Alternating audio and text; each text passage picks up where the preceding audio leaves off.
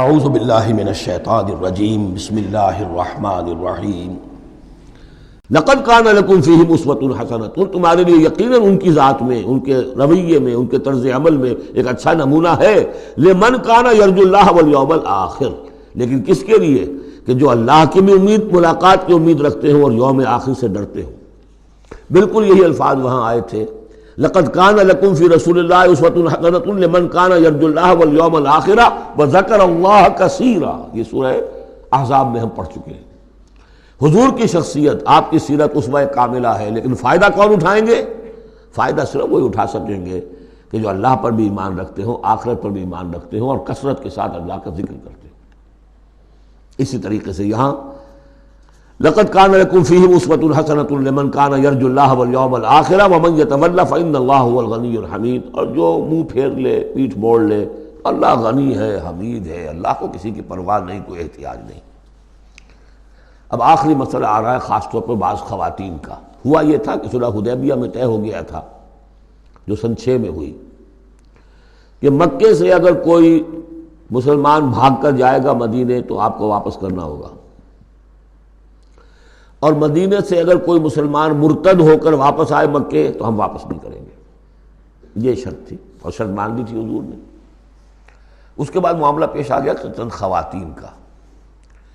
اب ظاہر بات ہے کہ اب خواتین جو ہے ان میں سے کوئی مدینے آ گئی، مطالبہ ہوا ان کا واپس کریں، جو مسلمان تھی ایمان لے آئی تھی۔ حضور نے فرمایا نہیں، وہ مردوں پر بحث تھی، ساری گفتگو جو ہوئی تھی وہ رجال سے متعلق تھی، نساء کی نہیں، لہذا ان کو واپس نہیں کیا جائے گا، اور نہیں کیا گیا۔ لیکن یہ کہ اب جو وہاں سے خواتین آ رہی ہیں، کہہ رہی ہیں کہ ہم تو صاحب ایمان ہیں، اس لیے ہم ہجرت کر کے مکے سے آ گئی ہیں یہاں۔ اندیشہ یہ تھا کہ ان میں کہیں جاسوس نہ آ رہے ہوں، مکے والے جو ہیں ان کے ذریعے سے کچھ اسکینڈلائز نہ کریں ہماری سوسائٹی کو، کچھ کہہ نہیں سکتے، لہذا ان کا معاملہ کیا کیا جائے۔ پھر یہ کہ ان کے شوہر تو وہاں ہیں، شادی تو وہاں ہوئی ہوئی ہے ان کی، تو آیا یہ اب یہاں مسلمانوں کے لیے حلال ہے اس درجے میں کہ وہ ان سے نکاح کر سکیں، یا وہ رشتہ برقرار رہے گا؟ کافر جو ہے ان کی بیویاں یہ مسلمان ہو گئی، یہ آ گئیں۔ تو یہ مسائل تھے خواتین کے کہ جن کو اس رکوع میں سورہ ممتحنہ کے اور آخر میں پھر خواتین کی بیعت کا تذکرہ ہے اس میں۔ اور یہ میں سمجھتا ہوں کہ اللہ تعالیٰ کی طرف سے کمپنسیشن ہوتی ہے، جیسا کہ میں نے بتایا تھا کہ باپ اور ماں میں فرق یہ رکھا گیا، قانونی طور پر باپ کا پلڑا بھاری ہے، باپ طلاق دے سکتا ہے ماں کو، ماں تو خلا ہی لے سکتی ہے، طلاق دے نہیں سکتی، اور اگر طلاق ہو جائے گی تو اولاد باپ کی شمار ہوگی، ماں کی نہیں، یہ قرآن کا قانون ہے۔ لیکن دوسری طرف ماں کی خدمت 3 درجے زیادہ ضروری ہے باپ سے، خدمت میں 3 درجے فائق رکھ دیا ماں کو، اور کہا کہ جنت اس کے قدموں تلے۔ تو کمپنسیشن ہوتی ہے، کسی ایک جگہ پر کمی ہے تو دوسری جگہ اس کو، اسی کا نام بیلنس ہے۔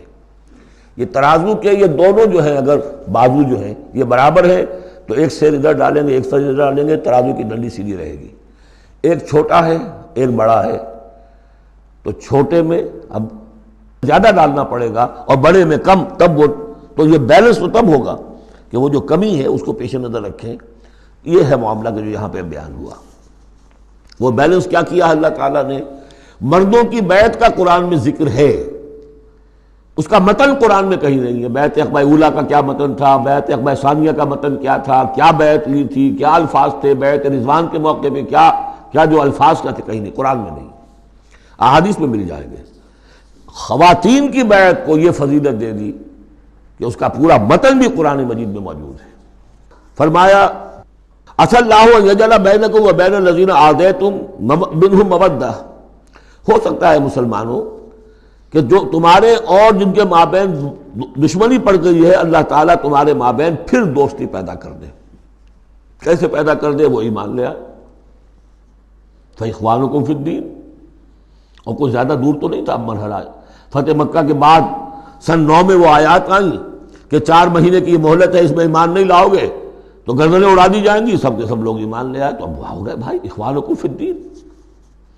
عسى اللہ ان یجعل بینکم وبین الذین عادیتم منہم مودۃ واللہ قدیر واللہ غفور الرحیم، اللہ ہر شے پر قادر ہے اور غفور ہے اور رحیم ہے۔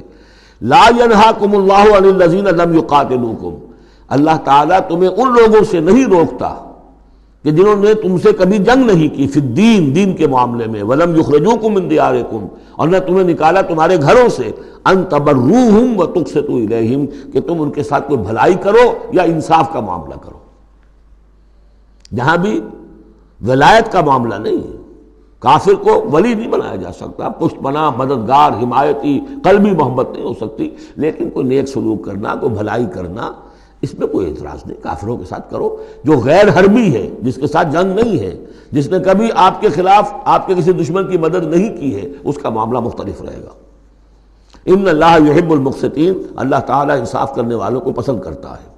انما ینہاکم اللہ عن الذین قاتلوکم فی الدین، تمہیں اللہ روک رہا ہے ان سے کہ جنہوں نے تم سے جنگ کی ہے دین کے معاملے میں، دین کی وجہ سے، واخرجوکم من دیارکم، نکالا ہے تمہیں تمہارے گھروں سے، وظاہروا علی اخراجکم، اور انہوں نے گٹھ جوڑ کیا ہے تمہارے نکالنے پر، ایک دوسرے کی مدد کی ہے، ان تولوہم، کہ تم ان کے ساتھ ولایت، باہمی ولایت، باہمی کا رشتہ قائم کرو، اس سے روکا ہے۔ ومن یتولہم، اور جو کوئی ان کے ساتھ دوستی کرے گا، فاولئک ھم الظالمون، تو وہی لوگ ہیں جو ظالم ہیں۔